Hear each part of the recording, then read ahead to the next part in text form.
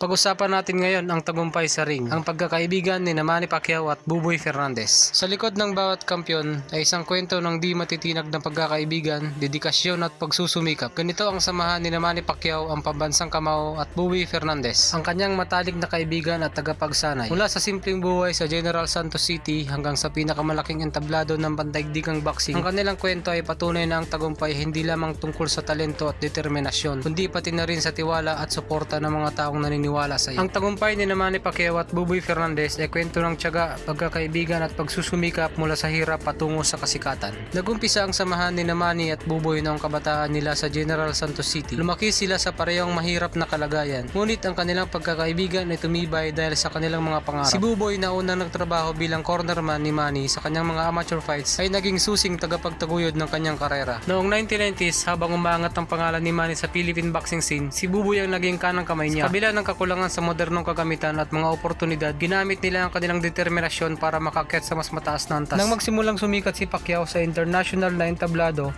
kabilang ang laban kay Lelo Ledwaba noong 2001 para sa IBF Super Bantamweight title, napatunayan ang kanilang kakayahan bilang team. Habang sumisikat ang pangalan ni Pacquiao sa boxing world, si Buboy ay nananatiling isa sa kanyang pinakamalapit na kaibigan at trainer. Nang magdesisyon si Pacquiao na i-partner si Freddie Roach bilang head trainer, hindi kailanman nawala si Buboy sa kanyang tabi. Si Buboy ay laging nandyan upang magbigay ng suporta at komento, lalo na sa mga laban kung saan kinakailangan ng diskarte at pisikal na paghahanda. Isa sa pinakamalaking tagumpay ng kanilang partnership ay noong 2019 laban kay Keith Thurman, kung saan napanatili ni Pacquiao ang pagiging isang world champion sa edad na 40. Ang kontribusyon ni Buboy bilang co-trainer ay kinikilala, lalo na sa disiplina at mental na paghahanda ni Manny bago ang laban. Sa kabila ng pagkabigo sa ibang laban, kabilang ang kay Floyd Mayweather noong 2015 at Yordenis Ugas noong 2021, hindi kailanman nasira ang relasyon ni Manny at Buboy. Patuloy silang nagtutulungan, hindi lamang sa boxing kundi sa ibang aspeto ng buhay. Nang pumasok si Pacquiao sa politika, si Buboy ay isa sa mga nananatiling matapat na taga-suporta. Pinatunayan ang kanilang pagkakaibigan higit pa sa sports. Sa kasalukuyan, kahit semi-retirado na si Pacquiao mula sa professional boxing, patuloy pa rin ang kanilang samahan. Sa mga exhibition matches ni Pacquiao at mga bagong henerasyon ng boksingero na sinusuportahan nila, nananatiling inspirasyon ng kanilang kwento. Si Buboy ay naniniwala na may kakayahan pa si Manny na bumalik kung gugustuhin niya. Ngunit higit pa rito, pinapakita nila na ang tagumpay ay nagmumula sa pagkakaibigan at pagtutulungan.